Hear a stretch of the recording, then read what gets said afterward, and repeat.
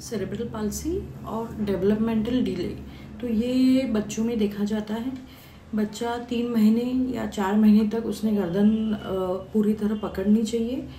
तो ये जब थोड़ा डिले हो जाता है तो कुछ डेवलपमेंटल इश्यूज ब्रेन में हो सकते हैं। तो ये आपको देखना बहुत ज़रूरी है कि बच्चा कब आपकी उसकी गर्दन पकड़ रहा है, कब रोल कर रहा है, एक करवट लेके उल्टा कि ये कर रहा है, आपके आई कांटेक्ट कर रहा है। तो ये बारीक चीज़ें जब बच्चा होता है तो वो सबसे पहले मम्मी को पहचानता है, सोशलाइज हुआ है नहीं है, अपने में ही रहता है, अपने में ही टाइट करता है, बॉडी तिरछी करता है। तो ये सब जब इश्यूज रहते हैं तो हम वो कैटेगरी में वो बच्चे को थोड़ा डेवलपमेंटल डिले या कुछ और जेनेटिकली भी इश्यूज है तो वो हमको स्पेशलाइज लोगों से मिलना होता है। और जब फिजियोथेरेपी की बात आती है तो ये बच्चों में जो 6 साल तक ब्रेन अपना स्पंज के जैसे है बच्चों का, तो वो इसमें आप उनको जितना एक्टिविटी दोगे, जितना उनके ऊपर आप बम्बार्डमेंट करोगे, जितना उनके ब्रेन को स्टिमुलेट करोगे, उतना वो बच्चा अच्छा हो जाएगा। यानी डेवलपमेंटल स्लो है तो आपको उसको उतना डेवलपमेंटल जो हम न्यूरो डेवलपमेंटल एक्सरसाइजेस लेते हैं वो करना है। स्पीच में पीछे है, विजन में है तो स्पेशलाइज लोगों के पास जाके वो एक्टिविटी आपको उनकी करानी है। और ऑटिस्टिक है तो फिर ऑक्यूपेशनल थेरेपी लगता है। तो ये सब चीज़ें जो है ये यानी सबसे ज़्यादा तो मैं हैट्स ऑफ करूँगी मदर एंड फादर। तो ये एक क्रिटिकल फेज़ है जब बच्चा छोटा है, 6 साल तक आपको उसको पूरा ऐसा देना है एनवायरनमेंट भी और स्टिमुलेशन भी कि वो पूरा नॉर्मल हो सकता है, वो अपने उसको वो कंसंट्रेट किया तो ये क्रिटिकल फेज़ है। इसमें हम जैसे मैंने बोला न्यूरो डेवलपमेंटल एक्सरसाइजेस लेते ही है, पर हमारे पास जो है बच्चे तो एक सपोज 1 घंटे तक है तो कॉन्स्टेंटली उनको आप कैसे उठा रहे हो, कैसे हैंडल कर रहे हो, कैसे खाना खिला रहे हो, उनको कितना आप इंडिपेंडेंट कर रहे हो, ये इम्पोर्टेंट है। यानी मैं बोलूँगी कि मदर एंड फादर वो सबसे बड़े थेरेपिस्ट है वो बच्चे के लिए। हमारे पास तो 1 घंटा ही है, बाकी घंटे वो बच्चा आपके पास है तो आप उसको कैसे स्टिमुलेट करते हो ये बहुत इम्पोर्टेंट है। तो ये 6 साल तक जितना उसका इम्प्रूवमेंट हुआ उसके बाद जो है वो अभी धीरे धीरे वो थोड़ा टाइम लेता है। यानी फास्ट इम्प्रूवमेंट हम 6 साल तक एक्सपेक्ट कर सकते हैं। बहुत बार इसमें क्या होता है, एपिलेप्सी रहती है बच्चे को, नहीं तो और भी बाकी इशू रहते हैं तो उनको दवाइयाँ भी चलती है तो वो दवाइयों से भी थोड़े ड्राउजी रहते हैं। तो वो बच्चा जब एक्टिव है तब उसको वो सेशन के लिए फिजियोथेरेपी को लाना है।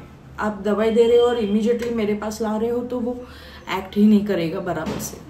तो ये चीज़ हो गई 6 साल तक। उसके बाद जो है वो थोड़ा ग्रोथ होने लगता है बच्चे का। अभी ये चीज़ में जब स्पास्टिसिटी रहती है, टाइटनेस रहता है, वो मसल्स की लेंथ इम्प्रूव यानी बढ़ने को टाइम लगता है और बोन्स की लेंथ जल्दी बढ़ती है। तो फिर अभी इश्यूज आते हैं उसके मस्कुलोस्केलेटल। तो 6 साल तक जितना हो हमने बच्चे को चला ही लेना है with may be assisted devices है, हो गया वॉकर, हो गया एल्बो क्रचेस, हो गया एयरफोर्स लगेंगे, जो है वो उसको जैसा है वो एक ब्रेन में पैटर्न उसके डेवलप हो जाना चाहिए कि दैट चाइल्ड शुड वॉक। इसके बाद जो है सपोज आप मेरे पास आ रहे हो, बहुत बार ऐसा देखा गया है कि लेट ही बच्चे आते हैं मेरे पास, तो फिर थोड़ा टाइम लगता है क्योंकि वो फियर फैक्टर हो जाता है। और ये सब चीज़ों में क्या इम्पोर्टेंट है इसके साथ इज सेंसरी उसका कैसा है। सेंसरी इंटीग्रेशन है, टोटली एक डिफरेंट एस्पेक्ट है जो हम लेते हैं। तो सेंसरी वो हाइपर है, वो डर रहा है घड़ी घड़ी, आवाज़ों से बर्तन गिर गए तो बहुत ज़्यादा डर जाता है, गाड़ी में बैठा है तो सराउंडिंग मूव हो रहा है तो डर जाता है, वो प्रोटेक्टिव मैकेनिज्म में जाता है, उसका विजन से कंपनसेट करता है, नहीं तो विजन उसका बराबर नहीं है। तो ये सब चीज़ें जो है वो इसकी इम्प्रूवमेंट के लिए रिस्पॉन्सिबल होती है। तो वो सेंसरी बच्चा है तो उसको वो टाइप में हम एक्सरसाइजेस देते हैं। बहुत बार अबनॉर्मल मूवमेंट्स देखे गए, एथिटॉइड, एटैक्सिया, तो ये सब चीज़ों जो बच्चे हैं उनको हम थोड़ा अलग तरीके से न्यूरो डेवलपमेंटल एक्सरसाइजेस में वर्क करते हैं। जब बच्चे बड़े होते हैं तो बहुत बार देखा गया है जो डेवलपमेंटल डिले है और बच्चे को बाकी इश्यूज़ है तो उनको बहुत बार बोटॉक्स देना होता है, नहीं तो फिर कुछ मसल रिलीजेस रहते हैं तो ये स्पेशलाइज्ड डॉक्टर्स देंगे, तो ये करना होता है। इसके बाद जो रिहैब है वो बहुत डिटेल में रिहैब रहता है।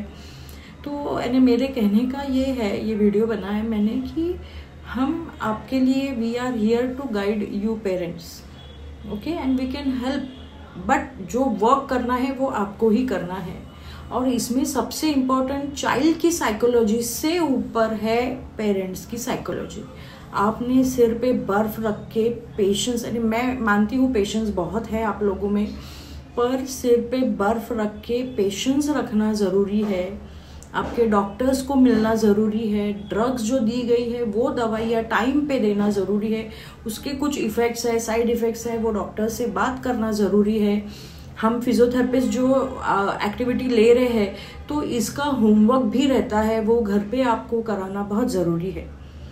बाद में जो इश्यूज आते हैं बच्चों में, अभी सेरेब्रल पाल्सी अच्छा ठीक है, बच्चा चलने लग गया, सब है, थोड़ा है इश्यूज, तो जब वो ग्रोइंग स्पर बढ़ता है, लड़कियों में ज़रा जल्दी रहता है, जब हाइट उनकी बढ़ती है 12, 13, 14, तो वो फिर से मैंने देखा गया है कि जो बच्चा चलने लगा है वो पेरेंट्स गायब हो गए और फिर वो ये ग्रोथ स्पर में वो फिर से बैठ गया, क्योंकि मैंने जैसे बोला मसल्स की लेंथ नहीं बढ़ती है। तो maintenance therapy is very important in cerebral palsy. एक बार आपका एक्टिविटी लेवल अचीव हो गया, बच्चा जितना हो नॉर्मल हो गया, स्कूलिंग शुरू हो गया, तो ऐसा ना हो कि आपकी थेरेपी नहीं हो रही।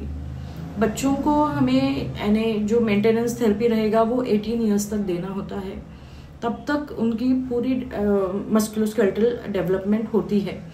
तो ये बहुत चीज़ इम्पॉर्टेंट है और साइकोलॉजिकली पेरेंट्स का सपोर्ट हमें तो हमेशा मिलते रहा है, thank you very much for that, और भी मिले तो बहुत अच्छा है।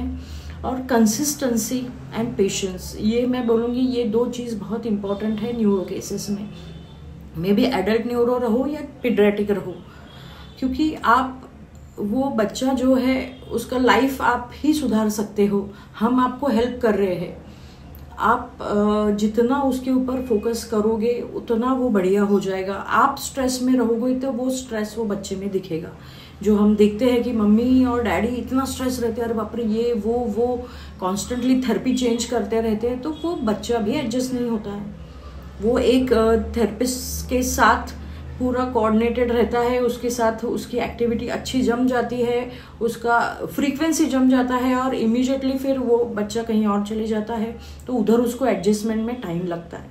और बाद में कुछ साल बाद फिर से मेरे पास आने के बाद वो फिर से वो टाइम लेता है। तो आप को यही अनुरोध है पेरेंट्स को कि आप पेशेंस रखें और जितना अपना है, यानी बच्चे तो फूल के जैसे हैं, वो भगवान का रूप है, तो हम उनकी सेवा कर रहे हैं, तो वो एक भगवान की सेवा है, तो ये समझ के जितना अपने से हो वो करना चाहिए।